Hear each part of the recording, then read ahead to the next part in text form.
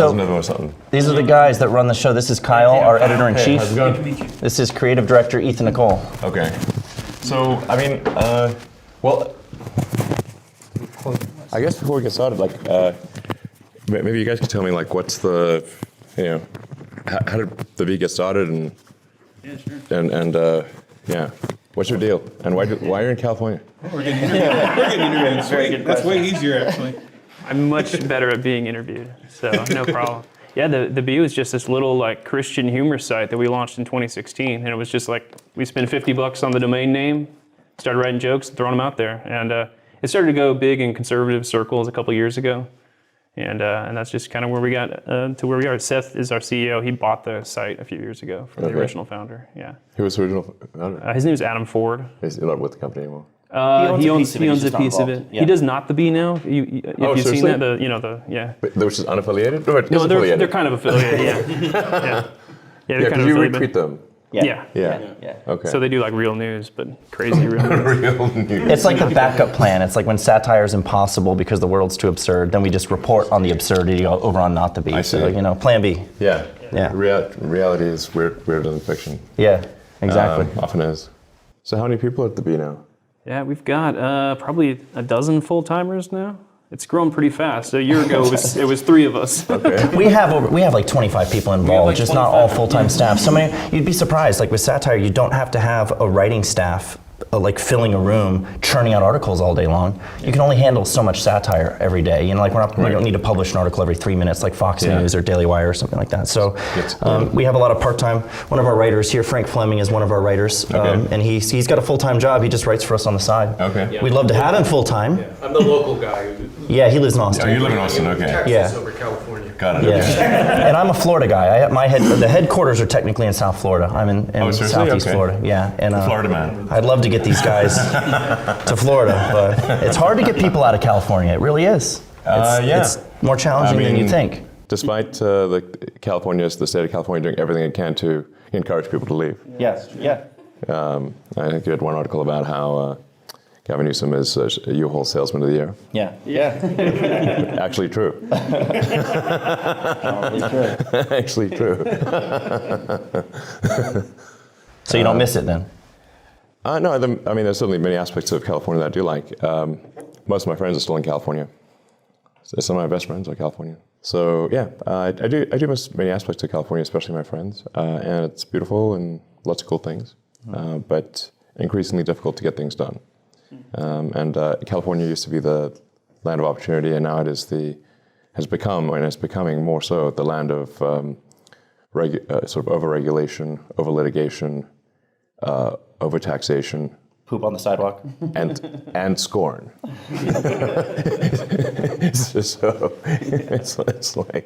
It's not like thanks for the taxes. It's like thanks for the taxes and hacksaw kick you in the teeth. It's like Sucks. Exactly. You didn't exactly get a thank you note. Yeah. So the B, okay, let me flip the question though. So that's kind of the story of the B. The B started out as, this little blog. It took off. It's kind of blown up into something like now we have a following, including you. Like how do we get on your radar? People sharing our articles and you just saw them coming across your feed? Yeah. I'm not sure. I saw you on Twitter at one point. I thought some of the articles were quite funny. I wrote those. Okay. Yeah, I mean, I used to be a much bigger fan of the Onion, but then the Onion just seems to have gotten really politically correct. It's sort of gone a bit, but in the SNL direction, somewhat leftist. It's basically it will not really make fun of anything on the left, and it used to be much more even-handed than the Onion, and then they just got the woke mind virus. Yeah. So. To the point where the Onion it used to be very funny, and then it was not that funny.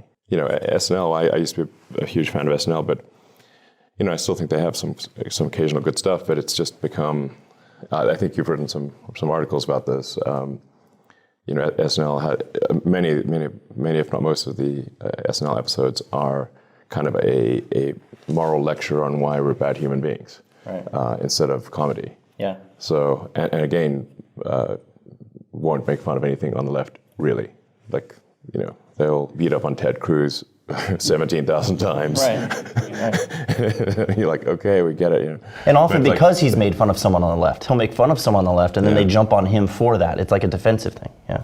Yeah, exactly. So it's just there are just a lot of no-fly zones with a lot of comedy, and then you realize that's like, wait a second, is the comedy getting at an essential truth, or trying to, or is there a propaganda element, or is it trying to push you in a particular direction, or getting to an essential truth that is humorous? Mm-hmm. And when it stops trying to get to an essential truth that is humorous, then it's just not that funny.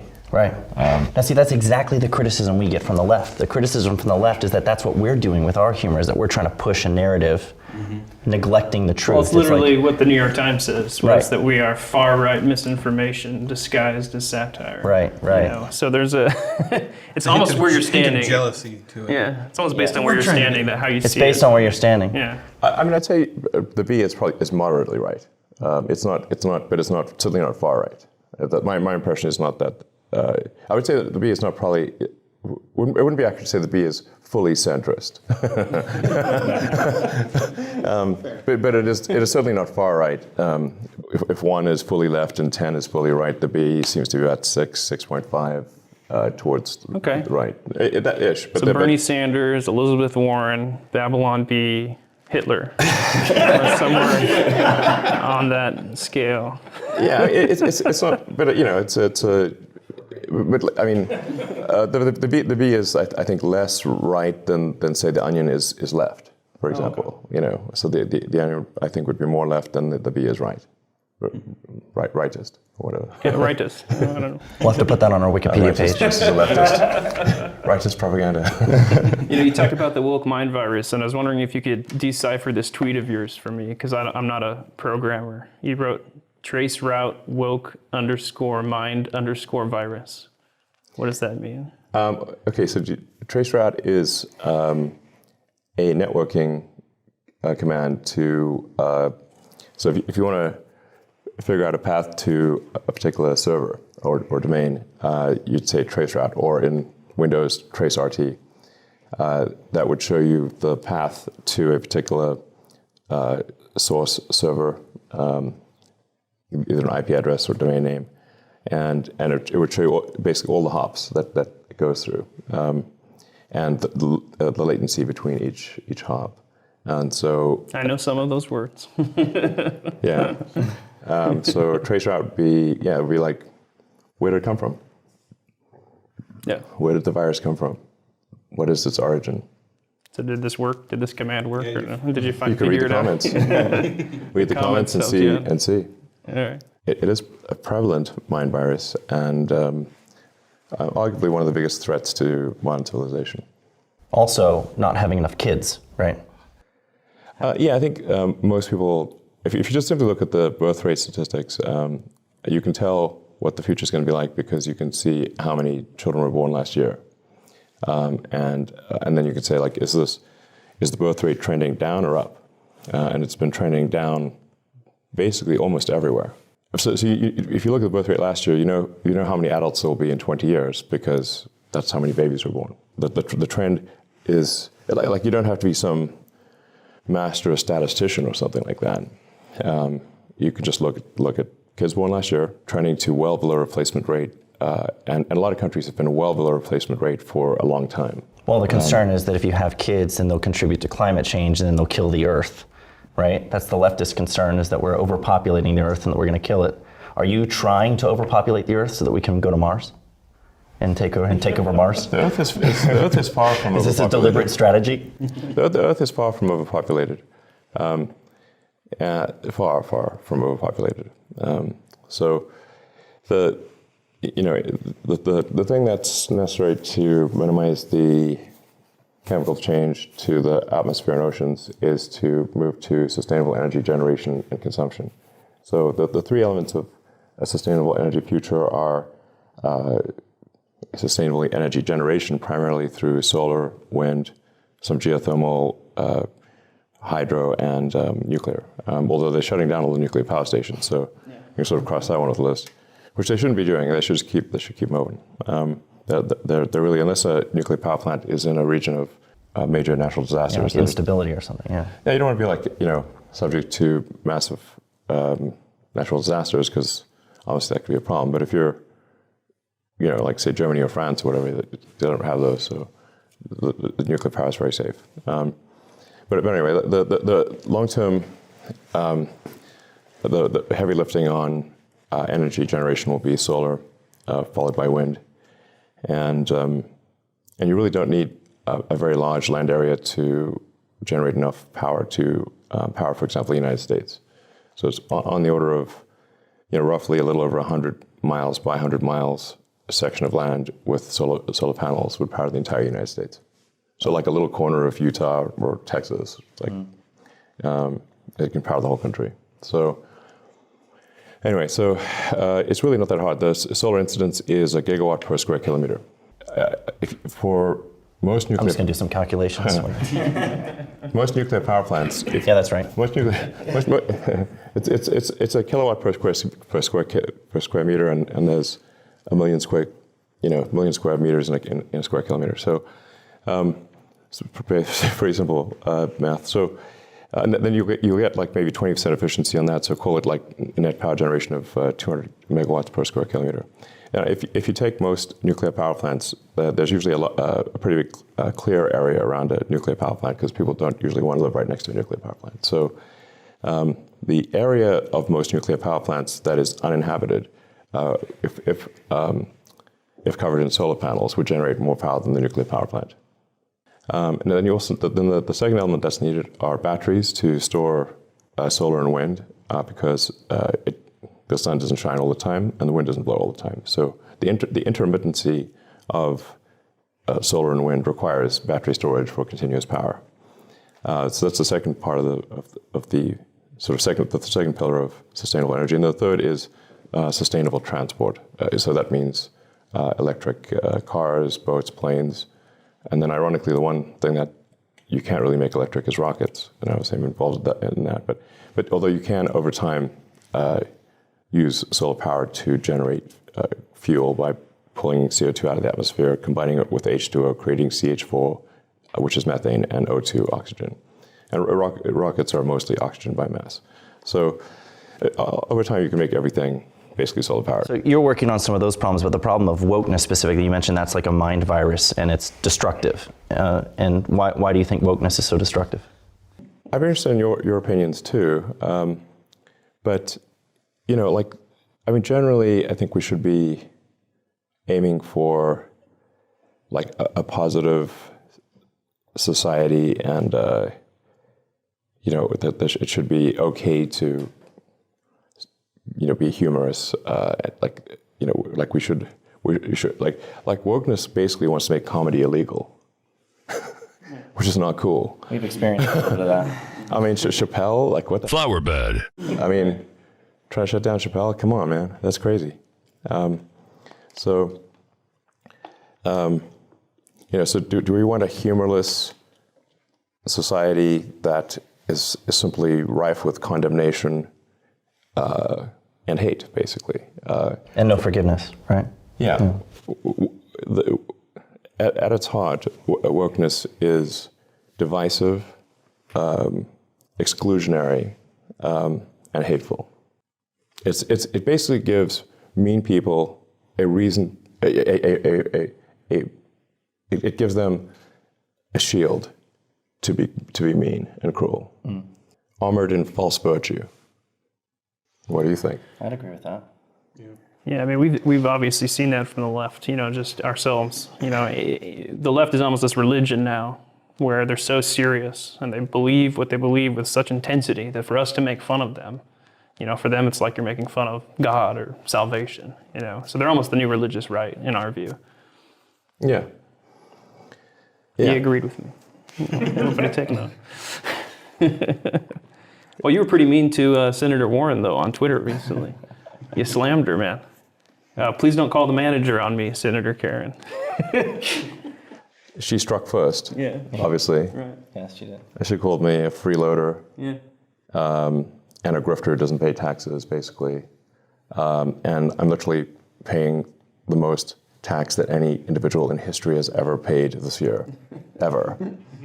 And she doesn't pay taxes, basically at all. And her salary is paid for by the taxpayer, like me. Could you even use use TurboTax? Would that even work? If you could die by irony, she would be dead. If irony could kill. What would happen if you walked into an H&R Block to file your taxes? Like, could they handle your case? My taxes are actually not that complicated. I do not have any offshore accounts. I don't have any sort of tax shelters. I have basically Tesla and SpaceX stock, and Tesla is publicly traded, so all information is public, and SpaceX is, a C corp that is audited. It has outside auditors, so it'll with outside investors. So it is. Everything is extremely transparent. There are no elaborate sort of tax avoidance schemes or anything like that. So H&R Block could easily do my taxes. I don't need H&R Block. I could do it. Yeah. It'd probably take me a few hours to do my taxes. It's very basic. Did you sell that stock in Tesla because of the Twitter poll? In part. Had you made up your mind that you were already going to do that before the Twitter poll? I have some Tesla options that are expiring next year. So I needed to exercise those options no matter what. And I was like, okay, I'll move forward and exercise those options. So that certainly would be part of it no matter what. But then over and above that, I sold incremental stock to try to get up to the 10% level. So just the option exercise alone would not get to 10%. So I sold stock that should be roughly make my total Tesla share sale roughly 10%. Is the most annoying thing in the world people asking you questions like this about your personal finances?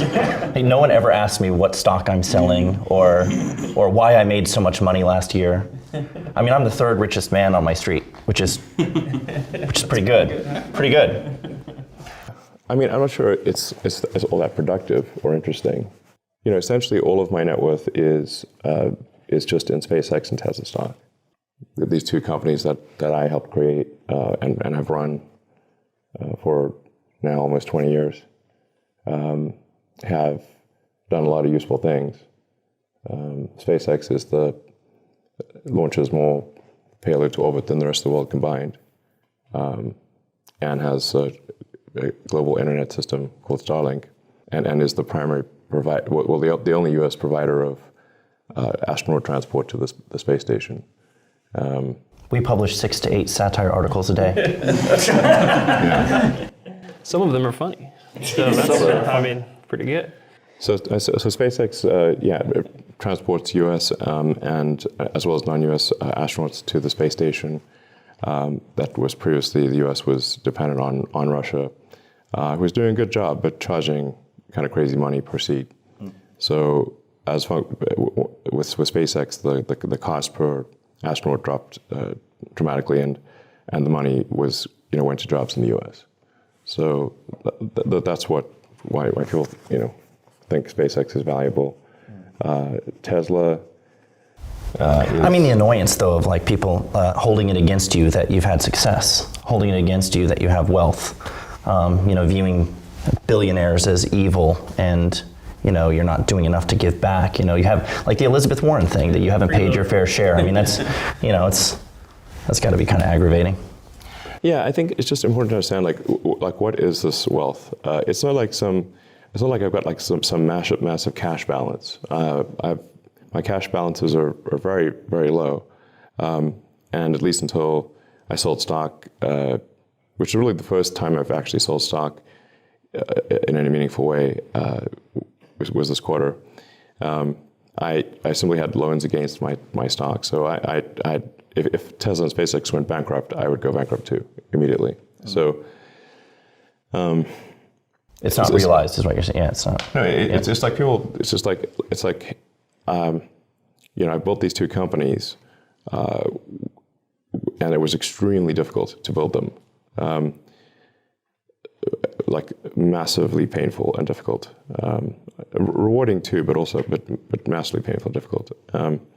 And I didn't sell the stock in the companies. My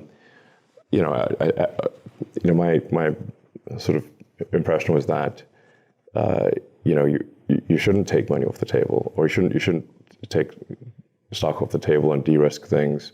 That a captain should go down, with their ship. So it's like, okay, I don't want to take money off the table, and then if the companies fail, then I'll be sort of enriched while investors suffer, and that did not seem right. So anyway, that's the reason I didn't sell. Is I could easily have diversified and protected myself financially if SpaceX or Tesla went bankrupt, but I did not.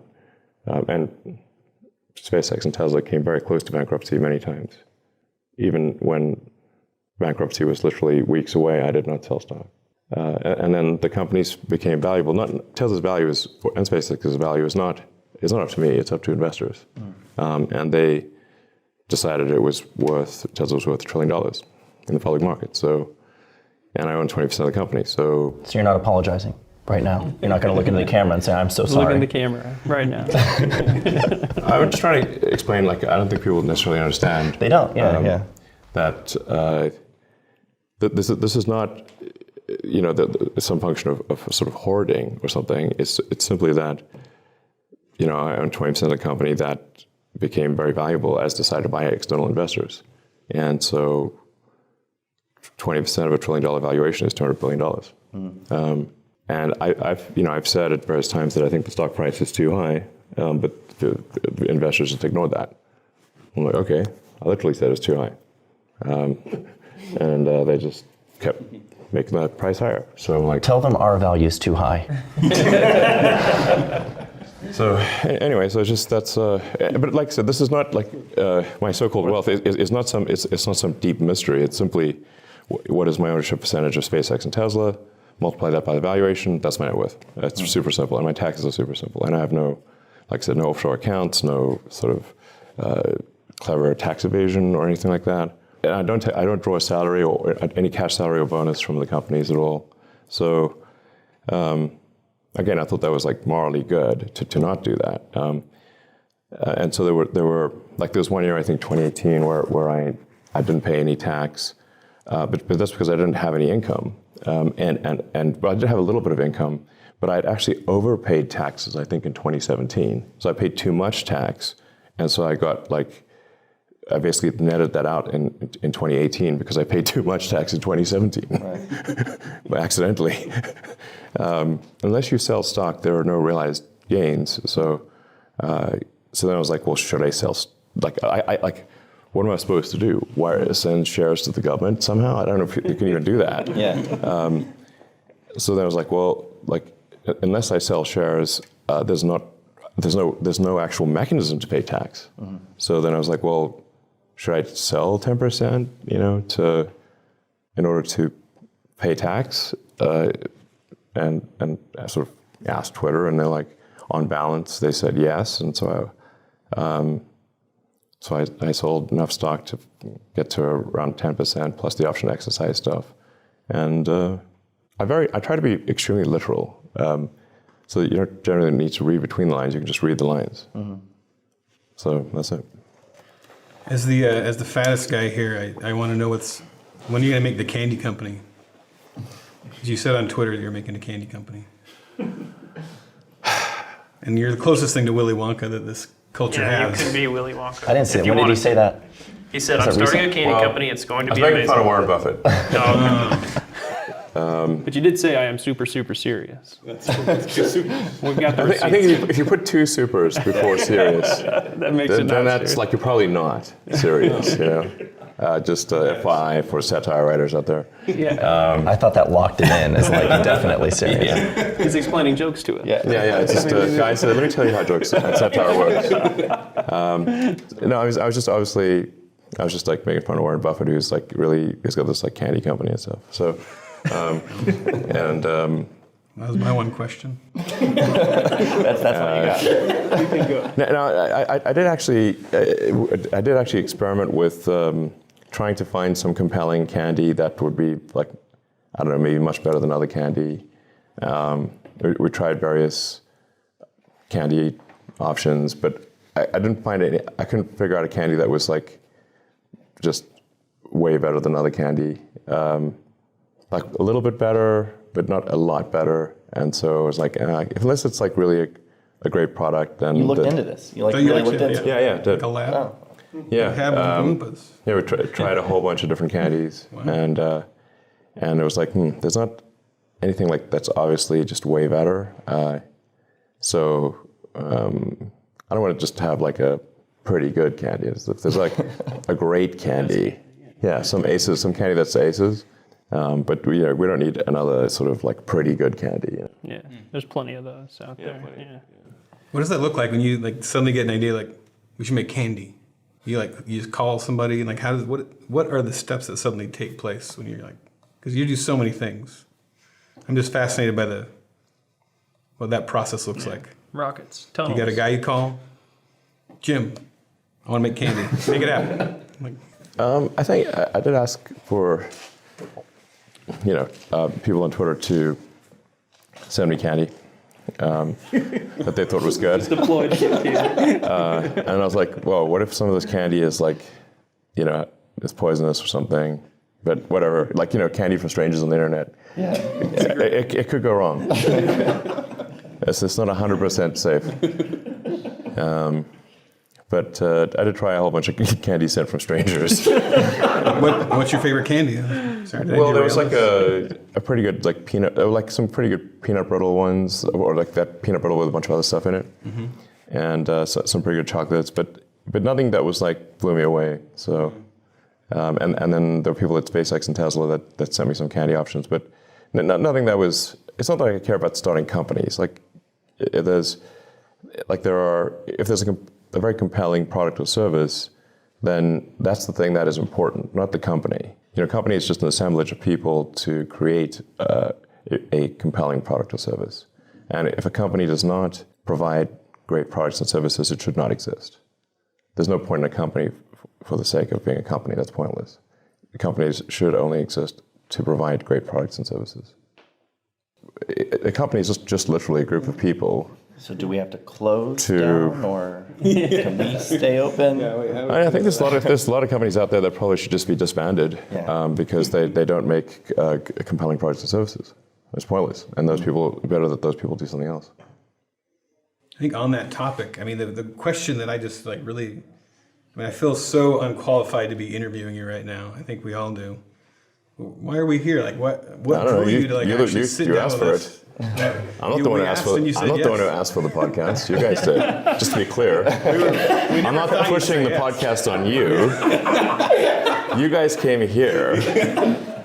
We were like, we'll stop by, Texas. Yeah, just to be clear, who was asking who? I'm not like I know. didn't exactly hold a gun to your head for this podcast. I Okay. might be asking him right now. I'm sorry, I don't. You could be on CNN right now. Yeah. John Lennon could A be real interviewing. news organization. I'm just throwing it out there. I don't know. No, unfortunately, I just haven't. I guess what was it you said the requirement for being a CNN job at CNN is. Are you a pervert? I'm not perverted enough. I guess. I don't know. Not a big pedophile fan? You know Babylon Bee headlines better than I do. Yeah. So. I think, a lot of us fantasize about if we had lots and lots and lots of money, what we would do. And you've done a lot of the things that like a lot of us fantasize about. Build cool robots, going to go to Mars, we're going to fix traffic. But most of us also think we'd become Batman. Have you ever thought about like, what would that really look like to become, or would you go Batman or Iron Man route? What kind of bat? A fruit bat or an insect bat? I like the dragon bat. It's big, scary. Because most bats are either fruit or They carry a lot of bugs. diseases. Yeah. They eat fruit and bugs, like fruit Batman, insect Batman. Fruit bat. have to read that spin-off comic now. It's a strange choice of creature to emulate, you know. Yeah, that's true. You pick a different animal, like maybe monkeys that play Pong with their brains. Man. Yeah, what would Pong be Monkey Man. Monkey Man? Yeah, exactly. Just very agile. They're the smartest animal, right? It can just swing. Monkey Man. Batman is more like Monkey Man, really. True. Because he's Pointing just, like around. he's swinging around and very agile, climbing up things and. Yeah, throwing a batarang is more like throwing poop. For Batman, like why can't he fly if he's Batman? Right. Bats can fly. Yeah, that's true. He just he glides. He glides very effectively, though. So he's really more But that's like a Man. flying. It's more like flying squirrel man. Squirrel man. But it says it's less intimidating, I guess. Yeah. Oh no, squirrel man. He's gonna get us, you know. Squirrel Man. Not squirrel man again. Yeah. Have you ever thought of making the grappling hook he has? That thing's sweet. We need those. You could probably make that. Yeah. Yeah, sure. You can make a grappling hook. I mean, the thing is, like when you. It's like they sort of skip the parts where like Batman's always on the top of the building, but like once you get to the ground floor, how do you get back to the top of the building? Yeah, it's like you it's can't like, go you're kind of up. huffing and puffing, you know. Yeah. Climb, you know. Yeah, you never see him. I mean, how do you get to the top of a skyscraper? Even if you got a grappling hook, I mean, grappling how big hook. is your grappling hook? Like 50 stories? Like, how big is that cable? You know, it's not really feasible. So you just got to like run up the stairs or take the elevator. So it's like how do you get back up to the top of the skyscraper in Gotham City? It's always like top of some tall building. So Iron Man then. He'd be Iron Man. Iron Man? Yeah, Iron Man. Well, doesn't because have you're that good problem. at calculating the cost of things and stuff like that. So, like, would it be cheaper to become Batman or Iron Man, or just pay every criminal that you encounter a salary to just stop being a criminal? I think they're I trying. think I'd like that to be in some- Irony Man. Irony Man. I just defeat villains using the power of irony. It's like, oh, too much irony, I can't stand it. Please, no, stop the irony. I can't handle it anymore. I give up. Too much irony. That would be awesome. That'd be totally awesome. That would be awesome. Yeah, that would be. Don't make me use irony again. Cheaper, too. What are your thoughts on the metaverse, which like takes technology to the next level and puts us in like a virtual world? Like, do you see that as being dangerous, hopeful for humanity? Like, what's your view on that? Maybe we're in the metaverse right now. It's just metaverse all the way down. I don't know if I necessarily buy into this metaverse stuff. Although people talk to me a lot about it. It's Web3, you know. Like, sure, you can put a TV on your nose. Yeah. I'm not sure that makes you in the metaverse, you know. It's like weird, like, you know, when I grew up, it was like, don't sit too close to TV, it's gonna ruin your eyesight. Right. And now I got like TV is like literally right here. I'm like, what? Is that good for you? I mean, have you tried these games, you know? The VR, Oculus stuff. Yeah, they're okay, you know, but like it gives you motion sickness if you try to walk around. Like you can do a video game on your sort of computer, console, or whatever, and you can be in a first-person game and move rapidly and not get motion sickness. But if you try to do that with VR goggles, you get motion sickness. It's like weird. So then you have to like teleport around with. It's okay. So it doesn't feel like that's the answer necessarily. You can team up and Neuralink into the brain so that you don't have to have the glasses. There you go. Yeah, a Neuralink, long-term, a sophisticated Neuralink could put you fully in a virtual reality thing. So I guess what I'm getting at is, yeah, exactly what could go wrong, like the negative implications, the kind of dystopian implications that some are drawing out. Like, I think Jack Dorsey was really critical of the whole metaverse idea. You see problems with people I don't know. living in a virtual world and leaving the physical world for that. And I don't see someone strapping a friggin' screen to their face all day and not wanting to ever leave. It seems no way. Yeah. I mean, does it feel like that to you? It doesn't seem like that to me. Yeah. It's like it gets uncomfortable to have this thing strapped to your head the whole time. It definitely needs to be lighter. Yeah, if it was like super light, it'd still be like, I don't know. It's not like you want to be there all day. So, you know, I think we're far from disappearing into the metaverse. this sounds just kind of buzzwordy, and I don't know if like hey, is this have I just gotten too old, and like, am I like one of those people who was like dismissing the internet, whatever, 95 as being like some fad or something that's never going to amount to anything? Although I didn't. I was like saying like 95 was literally the internet is going to be transform humanity, and it's going to be like, prior information basically just went by osmosis. Like unless a person called another person or carried a letter physically to another person, like how did you get information around? The vast majority of information was literally person to person. Then you had like the fax machine and stuff, but it's just like, the way the metaverse is being sold right now is so underwhelming. It's like you're going to be it's like Zoom meetings, but there's an avatar for the person next to you, and you maybe get to design your avatar. Like I said, I don't want to be like, some old codger sort of dismissing the internet in 95 is not amounting to anything. So there's some danger with that. That's the case, but I currently am unable to see a compelling metaverse situation, or Web3 sounds like more marketing than reality. I don't get it, and maybe I will, but I don't get it yet. Let me put it that way. It's definitely not monkeys playing Pong. Let's just put it that way. Yeah. I just like to advertise for White Claw.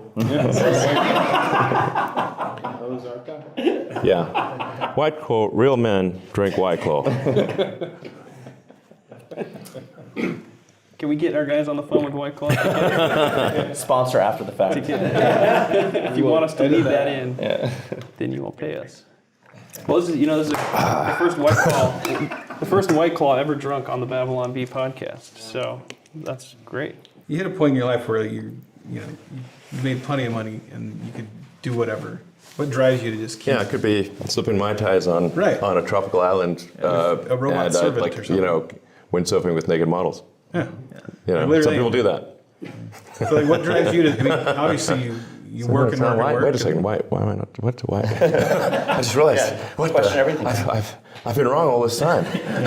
Why am I working 90 hours a week? This is crazy. Because I'm always fascinated by the idea of like, I've made it. People always want to be able to say, I've made it. I've arrived. Yeah. And like, how do you hit those little islands in your life, and you actually have to break yourself of that mindset.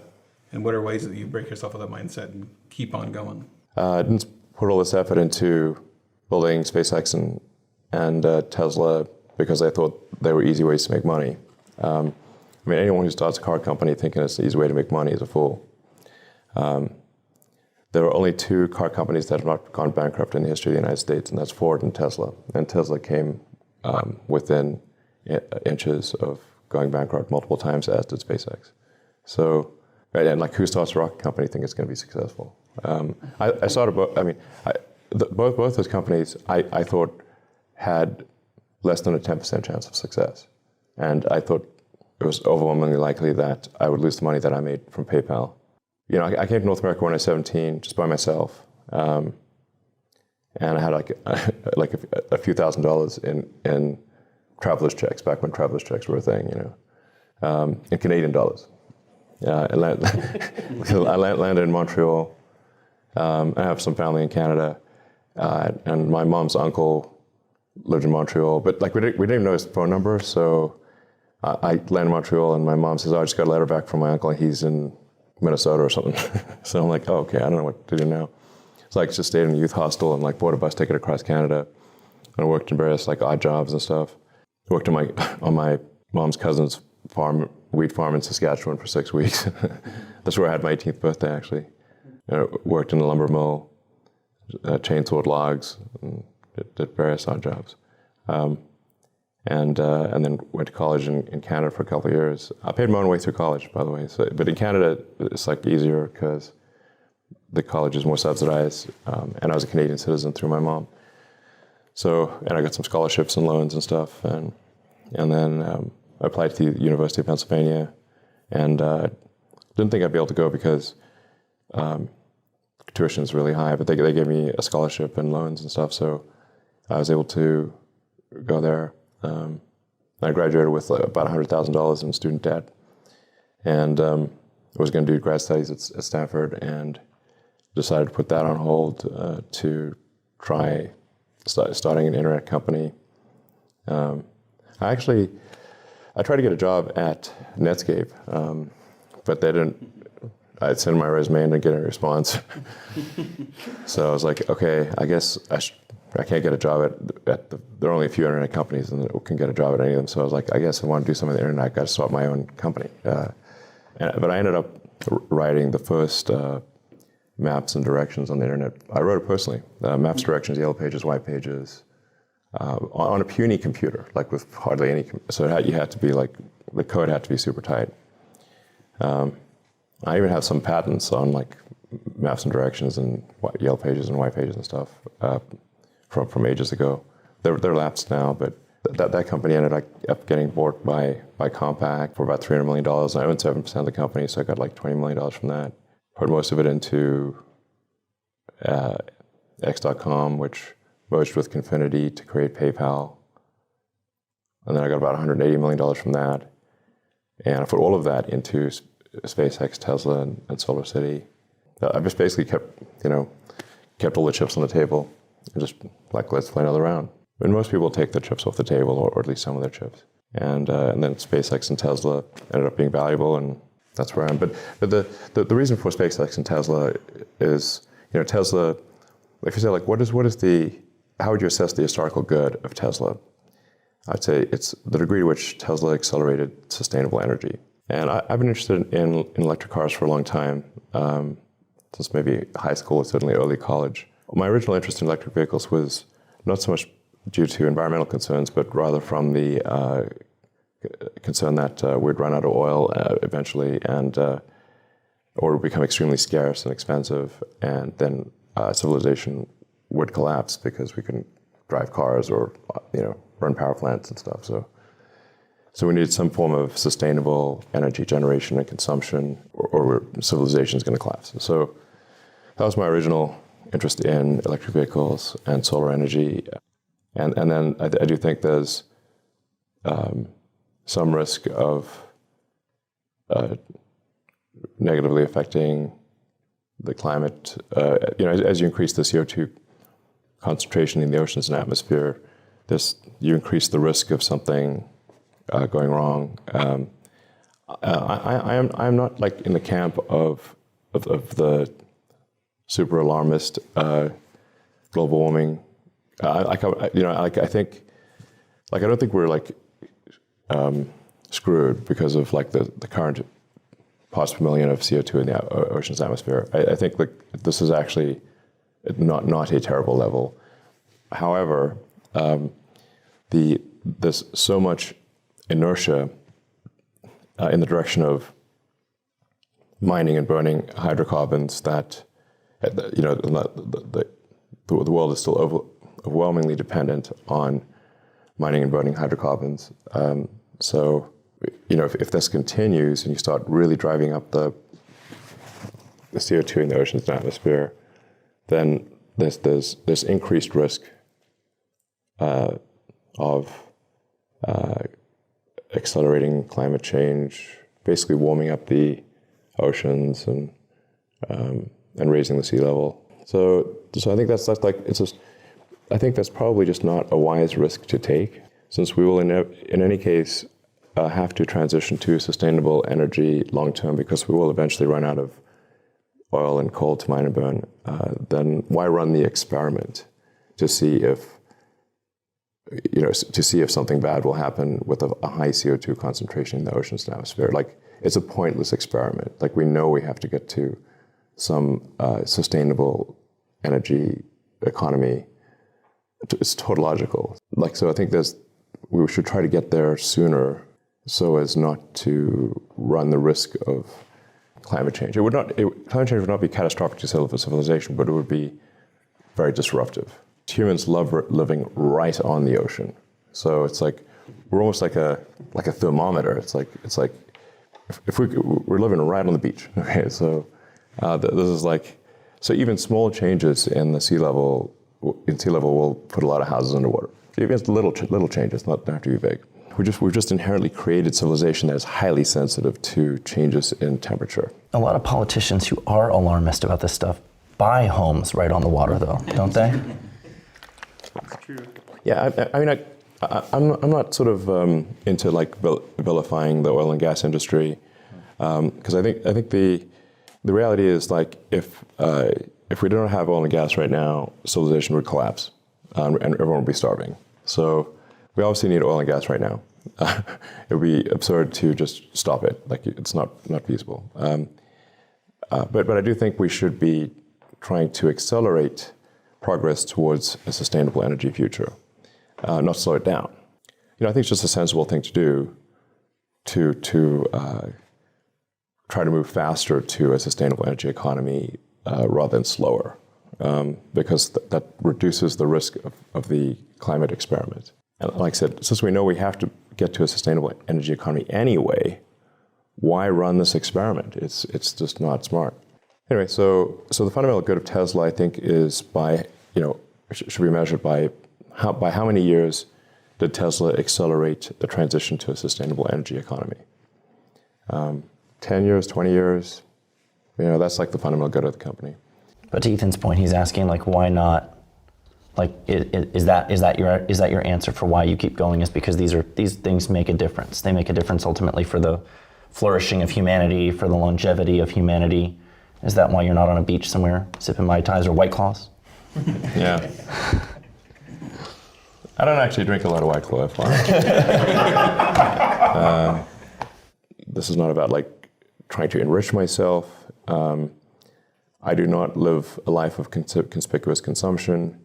I work, very long hours, but I think what Tesla's doing is important to the future, and that's why I keep doing it. And I think it's something that I think is Tesla increases the probability that the future will be good for humanity, and then for SpaceX. I think it's important that we take the actions, like that we become a spacefaring civilization and a multi-planet species. This is an exciting, inspiring future. You need to have things that when you wake up in the morning, you're excited about the future. Why live if it's all about solving problems or being miserable? Why live? So they got to be things that are inspiring, that get you in the heart. And I think space is one of those things. So, look at the Apollo program and, sending people to the moon in '69. And wasn't that a great thing for all of humanity? Great thing. And if you ask people, like, what are some of the greatest things that humanity's ever done, that would be one of them. And I think, around the world, people would agree with that. If you believe it really happened. Yes, I do get that question.